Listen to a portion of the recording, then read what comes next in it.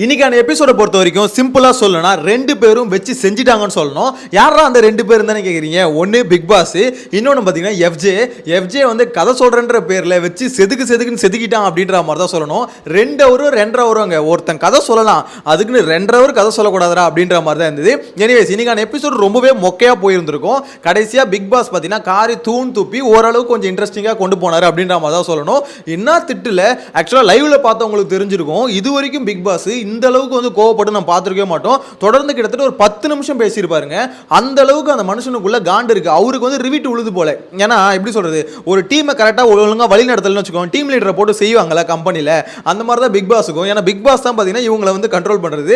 So ஒழுங்காக அவனுங்களை perform பண்ண சொல்லி, இல்லைன்னா அவனை வேலையை விட்டு தூக்கிடுவேன் அப்படின்ற மாதிரி தான் சொன்னாங்களேன்னு தெரியல. மொத்த காண்டி எடுத்துன்னு வந்து கொட்டி செதுக்கிட்டாரு மொத்த பெரிய அப்படின்ற மாதிரி தான் சொல்ல தோணுது. என்ன பொறுத்த வரைக்கும் டேரக்டாக பார்த்தீங்கன்னா 8 சீசனை கம்பேர் பண்ணி இந்த வரைக்கும் 8 சீசனில் இல்லாத அளவுக்கு ஒஸ்ட் நீங்க தாண்டா அப்படின்ற மாதிரி காரி டைரக்டா மூஞ்சிலே துப்பிட்டாரு அப்படின்ற மாதிரி சொல்ல தோணுது. என்ன பொறுத்த வரைக்கும் இன்னைக்கான எபிசோடு எங்க இருந்து ஆரம்பிச்சது அப்படின்னு பாத்தீங்கன்னா, ஆக்சுவலா விக்கல் சிக்ரம் இருக்கார்ல, அவர் வந்து ஒரு மாதிரி தைரியத்தை பத்தி, அதாவது நேத்துக்கான எபிசோட்ல பாத்தீங்கன்னா தைரியத்தை பத்தி பேசியிருந்தாங்க. ஸோ அங்க இருந்து ஆரம்பிச்சது. ஸோ அதை பத்தி டீடைல்டா ஒன் பை ஒன்னா பார்க்கலாம். இதெல்லாம் பார்க்கறதுக்கு முன்னாடி ஒரு முக்கியமான விஷயம், சேனலை ஃபர்ஸ்ட் டைம் பாத்தீங்கன்னா சப்ஸ்கிரைப் பண்ணிட்டு வீடியோ லைக் பண்ணிக்கோங்க. ஆக்சுவலா முக்கியமான விஷயம் என்ன தெரியுமா, விக்ரம் வந்து இந்த தைரியம் இல்லை அப்படின்னு சொன்னோன்னு பாத்தீங்கன்னா பயங்கரமா ஹர்ட் ஆயிட்டாரு. என்னடா இது நம்மளை பார்த்து தைரியம் இல்லை அப்படின்னு சொல்றாங்களேன்னு காண்டு இருக்கு. அவர் கோவப்படுறதுலாம் உண்மையானு கேட்டீங்கன்னா எஸ் கோவப்படுற, உள்ள இருந்து கோவம் வருது, திவாகர் கிட்ட இருந்து கோவத்தை காமிக்கிறாரு. ஆனா விஷயம் என்ன தெரியுமா, அவர் கோவப்படலாம் தகுதியே இல்ல. பிக் பாஸ் நேத்து வந்து பாத்தீங்கன்னா அந்த கிளி கிழிச்சு விட்டாரு. தைரியமா ஒரு விஷயத்த சொல்றா அப்படின்னா அதை சொல்லாம எனக்கு தைரியம் இல்லை அப்படின்னு போய் உட்காந்துட்டு எனக்கு தைரியம் இல்லை அப்படின்னு ஒத்துக்கிட்டு இங்க வந்து பாத்தீங்கன்னா புள்ள பூச்சிக்கிட்ட வந்து அண்ணா எனக்கு தைரியம் இல்லைன்னு சொல்லாத, என்னால் ஏத்துக்கவே முடியாது அப்படின்றது. உனக்கு தைரியம் இல்லைன்னா தைரியம் இல்லைன்னு சொல்ல முடியும். ஆக்சுவலா உனக்கு வந்து தைரியம் இருந்தா நேத்தே என்ன பண்ணும், இல்ல பிக் பாஸ் எனக்கு தைரியம் இருக்கு, நான் இப்போ ஓப்பனா சொல்றேன் பாருங்க அப்படின்ற மாதிரி எடுத்து சொல்ல வேண்டியதானே. நேத்து போய் பம்மிட்டு அதுக்கப்புறம் திவாகர்கிட்ட வந்து எனக்கு தைரியம் இல்லைன்னு மட்டும் சொல்லாத, நான் டென்ஷன் ஆயிடுவேன், நாமினேஷன் பார்த்து பயப்பில்லை, அப்புறம் எதுக்கு பயப்படுறேன், நாமினேஷனை பார்த்து பயப்பில் இல்லை, அப்புறம் எதுக்கு பயப்படுற, வீட்டுக்குள்ளே இருந்து எல்லாரும் கூடயும் அப்படி பார்த்தீங்கன்னா எப்படி சொல்கிறது, எதிரியாகவே இருக்கக்கூடாது, எல்லாரும் கூடயும் நண்பர்களாகவே இருந்து பயங்கரமான ஒரு சேஃப் கேம் ஆடி வீட்டை விட்டு வெளியே வந்துடணும். இப்போ இது ஒரு பொழப்பு, இதுக்கு பிக் பாஸ் வீட்டுக்கு போகிறீங்க அப்படின்ற மாதிரி தான் இருந்தது. இன்னொன்று இந்த ரம்யா ஜோ, நான் வந்து பொறுக்கிடா, நான் வந்து புறம்போக்குறேன்னு சொல்லுவாங்க பார்த்தீங்களா, அந்த மாதிரி நான் பெரிய ரவுடி தெரியுமா, நான்லாம் பெரிய பஜாரி பொம்பளை, இது ஏதோ பெரிய அவார்டு மாதிரி பார்த்தீங்கன்னா நான் இந்த மாதிரி வாங்கியிருக்கேன், இந்த அவார்டு வாங்கியிருக்கேன் அப்படின்னு சொல்லுவாங்க. அந்த மாதிரி பார்த்தீங்கன்னா நான் பெரிய ரவுடி அப்படின்னு சொல்லிட்டு பார்த்தீங்கன்னா பார்வதி கிட்ட பில்டப் கொடுத்துட்டு இருக்காங்க. எனக்கு புரியல ரம்யா ஜோ நீ யாருன்னு. ஆக்சுவலி நீ உள்ள போனல, அதுக்கு ஒரு வாரம் கழிச்சு பார்த்தீங்கன்னா மொத்தமும் வெளியே வந்துருச்சு. அப்பயே எங்களுக்கு தெரிஞ்சிச்சுமா நீ யாரு அப்படின்றது, நீ சொல்ல வேணாம் அப்படின்ற மாதிரி தான் தோணுச்சு. அவங்க பார்த்தீங்கன்னா அவங்கள பற்றி பெருமைகள்லாம் எடுத்து விடுறாங்க. எனக்கு தான் சொல்றேன், நான் தான் சொல்றேன், இந்த வீட்டுக்குள்ளேயே பார்த்தீங்கன்னா சபரி எந்த அளவுக்கு பயங்கரமா நடிச்சுக்கிட்டு இருக்காரோ அதே மாதிரி ரம்யா ஜோ பார்த்தீங்கன்னா பயங்கரம் மறைச்சிக்கிட்டு இருக்காங்க. அவங்க யாரு, அவங்க கேரக்டர் என்னன்னு சொல்லிட்டு ஃபுல்லாக மறைச்சி பயங்கரமான ஒரு சேஃப் கேம் ஆடி, அதாவது எப்படி சொல்றது, இந்த அன்பு கேங்கில் போய் நம்ம சேர்ந்தா நம்ம நாமினேஷன் வரமாட்டோம் அப்படின்ற மாதிரி அந்த கேங்கில் சேர்ந்து தப்பிச்சு பார்த்தீங்கன்னா 4 வாரத்தை ஓடிட்டாங்க. எனக்கு தெரிஞ்ச 5வது வாரத்தையும் ஓட்டுருவாங்க. ஏன்னா அதுக்கு மேலே ஒன்றும் இல்லை, 5 வாரம் 6 வாரம் கம்பல்சரி ஓட்டிடுவாங்க. அதுக்காக தான் பார்த்தீங்கன்னா அன்பு கேங்கில் ரம்யா ஜோ இருக்குது. எஃப்ஜே சபரி இவங்களாம் என்ன தான் திட்டினாலும் சரி திருப்பி அங்கேயே போய் ஓட்டிக்கிறது காரணம் என்ன, இவனுங்க கூட இருந்தால் தான் மெஜாரிட்டி அதிகம், இவனுங்க தான் நம்ம நாமினேஷனில் கொண்டு வர மாட்டாங்க அப்படின்ற ஒரு எண்ணம் ரம்யா ஜோக்கு இருக்குது.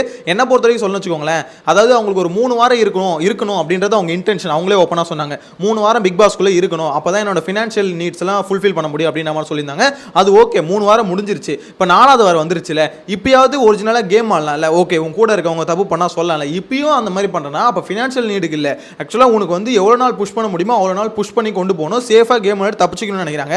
எனக்கு தெரிஞ்சு இந்த கேமை வந்து நல்லா ஒழுங்காக விளையாடாமல் இருக்காங்க பார்த்தீங்களா, அவங்கள வெளியெடுக்கிறத விட கேமே ஆடாமல் இருக்காங்க பாருங்க, அவங்கள தான் வெளியெடுக்கணும். ஏன்னா ஒழுங்காக விளையாடாதவங்க கூட ஏதோ ஒரு வகையில் பார்த்தீங்கன்னா கேமுக்கு யூஸ் ஆகிறான், கண்டென்ட்டுக்கு யூஸ் ஆகிறான். இவனுங்களாம் பதுங்கி பின்னாடியே பார்த்தீங்கன்னா ரொம்ப சேஃபாக கேம் விளையாடுறானுங்க. அதனால தான் பிக் பாஸ் அந்த அளவுக்கு வந்துருச்சாப்ல.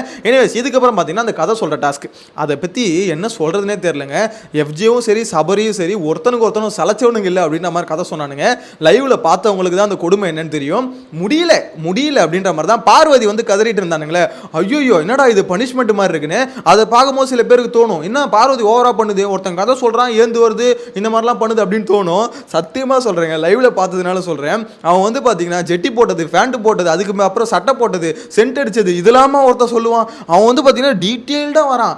ஸ்கூலு, அதுக்கப்புறம் காலேஜ், திருப்பி ஸ்கூல்ல போறான், ஸ்கூல்ல ஒரு சம்பவத்தை சொல்றான். யோசிச்சு பாருங்க, 2.5 ஹவர்லாம் ஒருத்தனால கதை சொல்லவே முடியாது. அவன் என்ன பண்றான்னா 1 by 1 இப்போ எப்படி சொல்ல, ஆதினா வந்தாரு, ஆதினா திரும்பி பார்த்தாரு, ஆதினா என்ன வந்து பார்த்தீங்கன்னா ஒரு லுக் விட்டாரு, ஆதினா போ சொன்னாரு, நான் போயிட்டு பார்த்தேன், திரும்பி ஒரு லுக் விட்டாரு அப்படின்ற மாதிரி.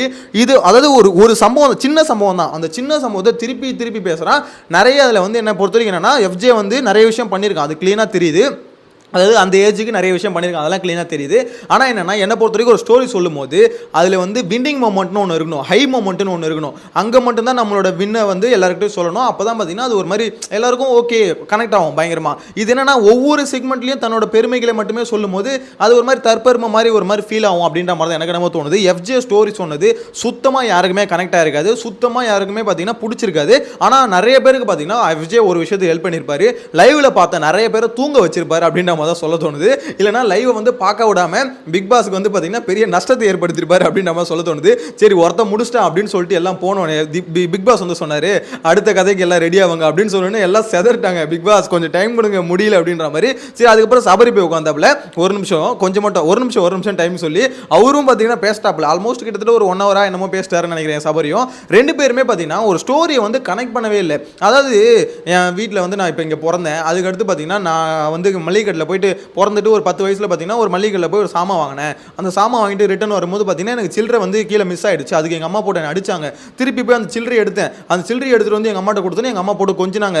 இப்படின்ற மாதிரி அதாவது ஒரு தேவையில்லாத ஒரு விஷயத்த கூட பயங்கரமாக வந்து திருப்பி அது ஒரு மாதிரி சொல்லிக்கிட்டே வரானுங்க. எனக்கு புரியல உண்மையிலே அவங்க ஆக்சுவலாக எல்லார் லைஃப்லையும் ஒரு சக்ஸஸ் இருக்கும், ஒரு ஹை மொமெண்ட் லோ மொமெண்ட் இருக்கும். அதை மட்டும் கரெக்டாக பாயிண்ட் அவுட் பண்ணி சொன்னால் சூப்பராக வந்து ஸ்டோரியை கொண்டு போகலாம். இதில் வந்து யோசிச்சு பாருங்களேன், கனி ஸ்டோரி வந்து எல்லாருக்கும் ஹிட் ஆகுதுன்னு பிடிச்சிருக்கு அப்படின்னா அவங்க ஸ்டோரியில் அவ்வளோ வழிகள் இருக்கான்னு பார்த்தீங்கன்னா அவங்களுக்கு இருந்ததெல்லாம் ஒரு வழியே இல்லை. மிடில் கிளாஸ் அவ்வளோ பேர் கஷ்டப்பட்டா வந்திருக்கானுங்க. அதுவும் எஃப்ஜேவோட ஸ்டோரிலாம் பார்த்தீங்கன்னா ரொம்ப கஷ்டமான ஸ்டோரி தான், அதை அவனுக்கு சொல்ல தெரில, அதுதான் விஷயம். ஆக்சுவலாக கனி ஸ்டோரிங்க வந்து எல்லாருக்கும் பிடிக்குது அப்படின்னா அதெல்லாம் என்னால் இமேஜினே பண்ணி பார்க்க முடியல. எப்படா இது ஒருத்தன் ஸ்க்ராட்ச்லேருந்து போகிற கஷ்டத்தை விடவாடா கனியோட கஷ்டம் அப்படின்ற மாதிரி தான் என்னெல்லாம் பர்சனலாக தோணுது. ஸோ அதை ஒழுங்காக சொல்ல தெரியாமல் வேஸ்ட் பண்ணிட்டானுங்க. அவங்களோட ஸ்டோரியை வந்து பார்த்தீங்கன்னா சூப்பராக கனெக்ட் பண்ணி மக்கள்கிட்ட ரீச் பண்ணிடணும். இப்போ இந்த மாதிரி வந்திருக்காண்டா கலையரசன் ஸ்டோரி எப்படி கனெக்ட் ஆச்சு, அந்த மாதிரி இந்த மாதிரி ஒருத்தன் வந்திருக்காண்டா அப்படின்ற மாதிரி சொல்கிறத விட்டுட்டு எல்லாத்தையும் தூங்க வச்சுட்டு எனக்கு எல்லாத்தையும் சொல்லிட்டேன் அப்படின்றான். எல்லாத்தையும் சொன்னி யார் பிரயோஜனம், யாருக்கு நீ சொன்னது தெரியும் அப்படின்ற மாதிரி எஃப்ஜே பொறுத்தவரைக்கும் சொல்ல தோணுது. நிறைய பேர் பார்த்தீங்கன்னா ரொம்ப ஸ்க்ராட்ச்லேருந்து கஷ்டப்பட்டு வந்திருக்காங்க. அந்த ஸ்டோரியை பக்காவாக நரேட் பண்ணாங்கன்னா ஈஸியாக பார்த்தீங்கன்னா மக்கள்கிட்ட ரீச் ஆகிடும். ஆனால் நரேஷன் வந்து சுத்தமாக இல்லைங்க, அப்படி வேஸ்ட்டு ஒஸ்ட்டுன்னு தான் சொல்லணும். எல்லாருக்கும் கடுப்பேத்துச்சு அப்படின்ற மாதிரி என்ன பொறுத்த சொல்ல சொன்னது வேஸ்ட் பண்ணிட்டாங்க. பிக் பாஸ் சொல்கிறல இந்த கதை சொல்கிற டாஸ்க்கு வந்து இதில் வேற அந்த டாஸ்க்லாம் முடிஞ்சதுக்கப்புறம் இதில் எது பெஸ்ட்டு ஒஸ்ட்டு எது போரிங்காக இருந்தது அப்படின்ற மாதிரி மொத்தமும் அப்படி தான் இருந்தது அப்படின்னு தான் சொல்ல தோணும். இதில் வேற 2 பெஸ்ட்டை சூஸ் பண்ணுறாங்க, ஒன்று கனியும் இன்னொன்று கலையும். இதில் கலைக்கு வந்தது வேஸ்ட்டு, ஏன்னா கலையோட சோழி முடிஞ்சு போச்சு, அப்படி தான் இந்த வாரம் வீட்டுக்கு அனுப்பிச்சிருவாங்கன்னு வச்சுக்கோங்களேன். ஆனால் எனக்கு ஒரு டவுட் இருக்குங்க, கலையை ஒரு வேளை தக்க வைப்பாங்களோ அப்படின்ற டவுட் இருக்குது. ஏன்னு தெரியல, கலையை ஒரு ஆள் தக்க வச்சுட்டு அரோராவை தூக்கிடுவாங்கன்னு தோணுது. ஏன்னா அரோராவை பார்த்தீங்கன்னா பிக் பாஸ் இன்னைக்கு வச்சு செதுக்குனார்ல. ஸோ அதுலேயே எனக்கு என்ன தோணுதுன்னா அரோரா மேலே பயங்கர பார்த்தீங்கன்னா எப்படி காண்டில் இருக்காங்க. ஏன்னா அரோரா கிட்டேருந்து அவங்க எதிர்பார்த்த ஒரு கண்டென்ட் அந்த கண்டென்ட்டும் வரல. அரோரா அட்லீஸ்ட் வேறு ஏதாவது ஒரு கண்டென்ட் கொடுப்பேன்னு பார்த்தா அதுவும் வரல. என் கேரக்டரே இதுதான், என்கிட்ட எல்லாம் நல்ல மாதிரியே பழகுறாங்க, நான் என்ன பண்ணுறது அப்படின்ற மாதிரி அரோரா சொன்னாங்களே. அங்கே எனக்கு ஒரு டவுட் வந்தது. எனக்கு தெரிஞ்சு கலையை வச்சுட்டு அரோராவை தான் தாக்கிடுவாங்களோ அப்படின்ற மாதிரி எனக்கு என்னமோ பர்சனலாக தோணுது. உங்களோட கருத்தை கமெண்ட்டில் சொல்லுங்கள். அதுக்கடுத்து இந்த கனிக்கு வந்து அந்த நாமினேஷன் ஃப்ரீ பாஸ் கொடுத்தாங்களே, அது வந்து ஃபேவரட்டிசமா இல்லை உண்மையிலே கனியோட ஸ்டோரி நல்லா இருந்ததுன்னு கொடுத்தாங்களா? இது உங்களோட ஒரிஜினல் ஒப்பீனியனை சொல்லுங்கள். ஏன்னா கனிக்கு வந்து என்னை பொறுத்த வரைக்கும் அவங்க ஸ்டோரி வந்து ஆஹா ஓஹோ அப்படின்ற மாதிரி இல்லை, எல்லா ஸ்டோரி அப்படிதான் இருந்தது. ஆனால் கனின்னு சொல்லும் போது அது ஒரு மாதிரி இருந்தது. ஆனால் எனக்கு என்னென்னா அந்த பெயின் வந்து பார்த்தீங்கன்னா கனி ஸ்டோரி விட கொஞ்சம் சில பேர் ஸ்டோரியில் இருந்தது. நான் யாரும் சொல்ல, உங்களுக்கு தோணுச்சுன்னா சொல்லுங்கள். ஆனால் இதில் வந்து ஃபேவரட்டிசமும் இருக்குது அப்படின்ற மாதிரி தான் என்னை பொறுத்த வரைக்கும் பர்சனலாக கனெக்ட் ஆகுது. ஸோ இது வந்து எப்படி சொல்கிறது, கனி வந்து அவங்களுக்கு அகென்ஸ்டாக பேசணும் அப்படின்றது இல்லை. இதில் வந்து பார்த்தீங்கன்னா கனி ஸ்டோரி எல்லாமே கிட்டத்தட்ட ஒரே கிராஃபில் தான் இருந்தது. யாருமே பார்த்தீங்கன்னா பெருசாக மக்கள் கூட கனெக்ட் ஆகலை. கனெக்ட் ஆகிருந்தால் பார்த்தீங்கன்னா ட்ரெண்ட் ஆயிருக்கும். சுத்தமாக இங்கே ட்ரெண்ட் ஆகலை, யாரோட ஸ்டோரியுமே ட்ரெண்ட் ஆகலை. ஏன்னா அந்த அளவுக்கு தான் பார்த்தீங்கன்னா இவங்க ஸ்டோரி சொல்கிற லட்சணம் இருந்தது. அதில் பெஸ்ட்டுன்னு சொல்லிட்டு கனியை சூஸ் பண்ணது என்னை பொறுத்த வரைக்கும் ஓகே. அந்த தாய்மை உள்ளம் அப்படின்ற ஒரு கான்செப்ட் இருக்குல்ல, அதில் வந்து குத்திட்டானுங்களோ அப்படின்ற மாதிரி தோணுது. எனிவேஸ், ஆனால் 5 வாரமாக ஒருத்தவங்க நாமினேஷன்லேயே வராமல் இருக்காங்கன்னா இது வந்து இந்த சீசன் எவ்வளோ மட்டமான சீசன், எவ்வளோ மட்டமாக இவங்களுக்கு மூளை வேலை செய்யுது அப்படின்றது கிளியராக புரிஞ்சிக்க முடியுது. ஏன்னா பேசிக்காக இவன் நல்லவன் கெட்டவன் அதெல்லாம் தாண்டி மொத்த பெரிய நாமினேஷனுக்கு கொண்டு வரணும்டா, அதுதான்டா டார்கெட். அப்படி தான் ஒரு கேம் விளையாட வந்தவனுங்க அப்படி தான் யோசிப்பானுங்க. வீட்டுக்குள்ளே இருக்க எல்லாருமே பார்த்தீங்கன்னா அவன் நல்லா விளாட்றான், சரியாக விளாட்ல, அதெல்லாம் பிரச்சனை இல்லை. நாமினேஷனுக்கு போகிறானா, நாமினேஷனை போய் மக்களை ஃபேஸ் பண்ணுறானா அப்படின்ற மாதிரி அதை பிளான் பண்ணி அடித்து மொத்த பேர் துரத்துறதை விட்டுட்டு நாமினேஷனுக்கு இங்கே வந்து ஒருத்தவங்க 5 வாரமாக சேஃபாக இருக்காங்கன்னா அவங்க 5 வாரம் இல்லைங்க, இந்த அன்பு கேங்கு அதாவது இந்த குரூப் இருக்கிற வரைக்கும் பார்த்தீங்கன்னா அவங்க ரொம்ப சேஃபாக இருப்பாங்க. எனக்கு தெரிஞ்சு இந்த குரூப் இருக்கிறதுனாலே நிறைய பேர் இன்னும் குரூப்பில் வந்து ஆட் ஆவாங்க. அப்பா இந்த குரூப்பில் போய் ஜாயின் பண்ணிக்கலாம், நம்ம கனி எப்படி சேவ் ஆகிறாங்க நம்மளும் அதே மாதிரி சேவ் ஆகலாம் அப்படின்ற ஒரு கான்ஃபிடென்ட் வந்து எனக்கு தெரிஞ்சு ரொம்ப அதிகமாகும். அதுவும் கனிக்கு அது லக்கா இல்லை ஃபேவரட்டிசமில் வந்து தான் என்னன்னு தெரியல 5 வாரம் உண்மையிலே சொல்கிறேன் மெடிக்கல் மிராக்கிள்னு சொல்லுவாங்களே அந்த மாதிரி தான் மிராக்கிளாக தான் எனக்கு பொறுத்தவரைக்கும் தோணுது. எனிவேஸ் இதுக்கப்புறம் தான் ஒரு முக்கியமான கட்டம். ஸோ இதுக்கப்புறம் நாமினேஷன் ஃப்ரீ பாஸ்லாம் கொடுத்துட்டாங்க. ஸோ இப்போ தான் முக்கியமான கட்டத்துக்கு பிக் பாஸ் வராது. அதாவது இது வரைக்கும் செஞ்சதெல்லாம் செய்கையில் இப்போ செய்கிறதாண்டா செய்கை அப்படின்னு கூப்பிட்டு உட்கார வச்சு உங்கள் மனசாட்சி படி நீங்களே எவன்லாம் இந்த வீட்டில் வந்தீங்கன்னா உண்மையிலே ஃபுல் பொட்டன்ஷியலை கொடுத்தீங்க, எவன்லாம் ஃபுல் பொட்டன்ஷியல் இது வரைக்கும் கொடுக்கல அப்படின்னு சொல்லிட்டு பார்த்தீங்கன்னா 2 சைடில் பிரித்து உட்கார வச்சாரு. ஃபஸ்ட்டு சில பேர் தான் போய் இந்த மாதிரி ஃபுல் பொட்டன்ஷியலை கொடுக்கல அப்படின்ற மாதிரி உட்கார வச்சாங்க. அதாவது அந்த பக்கத்தில் போய் அவங்களும் உட்காந்தானுங்க. அதில் இந்த பக்கத்தை பார்த்தீங்கன்னா அவருக்கு பிக் பாஸ்க்கு எங்கே கடுப்பாயிடுச்சுன்னா அரோராலாம் போயிட்டு நான் ஃபுல் பொட்டன்ஷியலை கொடுத்தேன் அப்படின்ற மாதிரி பார்த்தீங்கன்னா நம்ம அவங்க பேர் என்னது விஜய் பார்வதி இவங்க பக்கத்தில் போய் உட்காந்துருந்தாங்க. அதை பார்த்தோன்னு பிக் பாஸ்க்கே சிரிப்பு வந்துட்டு இருக்குன்னு நினைக்கிறேன்.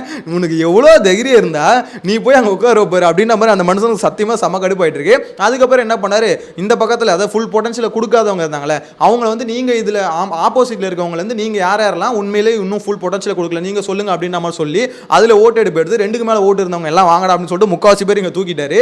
என்ன பொறுத்த வரைக்கும் பார்வதி பண்ணுறது தப்போ சரியோ, ஆனால் அவங்க ஃபுல் பொட்டன்ஷியலை கொடுத்தாங்களான்னு கேட்டிங்கன்னா எஸ் அவங்க வந்து அங்கே உட்கார எலிஜிபிள் அப்படின்ற மாதிரி சொல்லலாம். கானா வினோத்தும் அதே மாதிரி எலிஜிபிள் அப்படின்ற மாதிரி சொல்லலாம். என்ன பொறுத்த வரைக்கும் இவங்களாம் எப்படின்னா அவங்களோட பொட்டன்ஷியலை கொடுத்துருக்காங்க. டாஸ்க் ஆகட்டும் ஏதோ ஒன்று அது சரியாக வளராங்க தப்பாக வளராங்க அதெல்லாம் மேட்டர் இல்லை, ஆனால் ஃபுல் பொட்டன்ஷியல் இருக்குது அப்படின்ற மாதிரி சொல்லலாம். இந்த பக்கத்தில் வந்து கொடுக்கலன்னு சொல்லிட்டு உட்காந்தாங்கல்ல அவங்க எல்லாருக்கும் பிக் பாஸ் பார்த்தீங்கன்னா கிட்டத்தட்ட ஒரு 10 நிமிஷம் கிளாஸ் எடுத்தார்.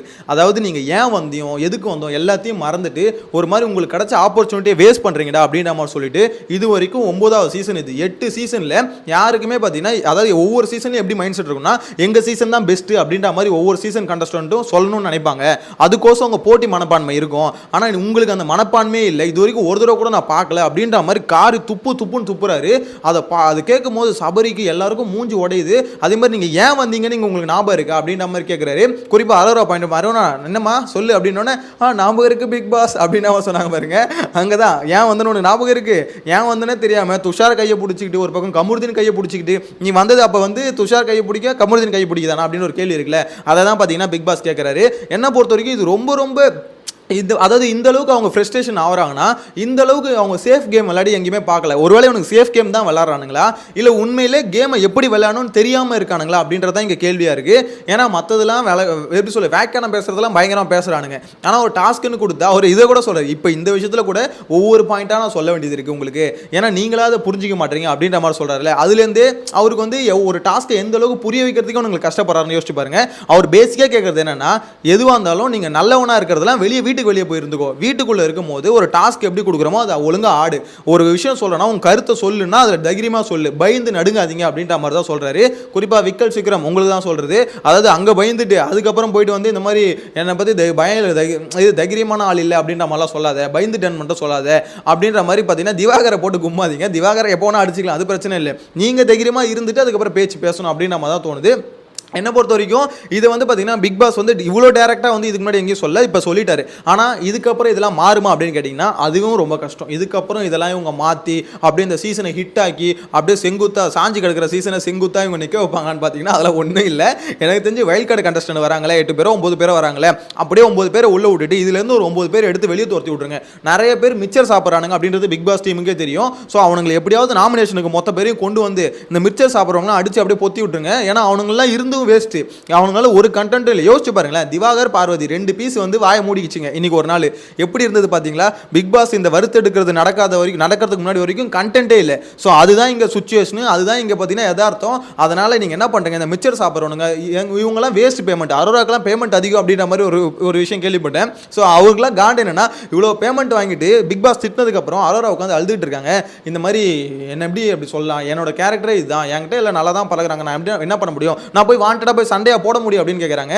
உன்னை சண்டை போடு நீங்க சொல்ல அரோரா, உங்க ஜெனியூனா பேசி ஒரு விஷயம் தப்புனா தப்புன்னு சொல்லு, ஆள் பார்த்து வந்து பதில் சொல்லாத அப்படின்ற மாதிரி சொல்றாங்க. இது இவங்களுக்கு புரியவே மாட்டுது. துஷாருக்கு என்னன்னா சண்டை போடணும், பிக் பாஸ் வந்து சண்டை போட சொல்றாரு. பிக் பாஸ் வந்து எல்லாருமே என்ன நினைக்கிறாங்க, பிக் பாஸ் சண்டை போட சொல்றாரு அப்படின்னு நினைக்கிறாங்க. சண்டை போட சொல்லடா அட பைத்தியங்களா, உங்களை வந்து ஒரு இஷ்யூனா அங்கே ஃபேவரட்டிசம் பார்க்காதீங்க, நேர்மையாக பதில் சொல்லுங்க அப்படின்ற மாதிரி சொல்றாரு. இது கூட அவர் சொல்லியும் அவங்களுக்கு புரியவே இல்லை. அவனுக்கு மைண்ட் செட்டில் இப்போ என்ன தெரியுமா இருக்கு, பிக் பாஸ் வந்து எல்லாமே தட்டி கேட்க சொல்லியிருக்காரு, சண்டை போட சொல்லியிருக்காரு அப்படின்னு நம்ம நினச்சிட்டு இருக்கானுங்க. தட்டி கேட்க தான் சொல்கிறாரு. ஆனால் எந்த விஷயம் உன் ஃப்ரெண்டாக இருந்தாலும் ஒரு தப்பு பண்ணால் அதை தட்டி கேளு, அங்கே வந்து ஃபேவரட்டிசம் பண்ணாத, இதை தான் அவர் சொல்கிறார். போல்டாக இப்போ கனி ஒரு தப்பு பண்ணாங்களா, கனி பண்ண தப்பு நீங்கள் வந்து சொல்லுங்கள், பயந்து சாவாதீங்க அப்படின்னு சொல்கிறாரு. ஆனால் எனக்கு என்ன தோணுதுன்னா, இப்போ வரைக்கும் இவனுக்கு புரிஞ்சிக்கல, இவனுக்கு புரிஞ்சுக்கிறது வேற மாதிரி புரிஞ்சுக்கினானுங்க. பிக் பாஸ் வந்து சண்டை போட சொல்கிறாரு அப்படின்னு புரிஞ்சுக்கினானுங்க. எனக்கு தெரிஞ்சு வரக்கூடிய நாட்களில் இதுக்கப்புறம் எல்லாருமே கமருதீன் மாதிரி மாற போகிறானுங்க. குறிப்பாக துஷார்லாம் கமருதீன் மாதிரி மாறிடான்னு நினைக்கிறேன். எனக்கு தெரிஞ்சு நிறைய கண்டென்ட் காத்துக்கிட்டு இருக்கு, வெயிட் பண்ணலாம். இது வைல்ட் கார்டு கண்டஸ்டன்ட் வருவாங்களே, ஸோ இந்த வீக்கெண்ட் அவங்களும் வந்ததுக்கப்புறம் ஒரு மாதிரி பார்த்தீங்கன்னா ஒரு மாதிரி கும்பலா ஒரு மாதிரி சேர்ந்து எல்லாம் எப்படி சொல்றது, ஆல்ரெடி ஒரு மாதிரி மென்டல் ஹாஸ்பிட்டல் மாதிரி இருக்கு. இது வந்து இன்னும் கொஞ்சம் பயங்கரமா போகுது அப்படின்ற மாதிரி சொல்ல தோணுது. உங்களோட கருத்தை கமெண்ட்ல மென்ஷன் பண்ணுங்க. நெக்ஸ்ட் வீடியோல மீட் பண்ணலாம். Bye by.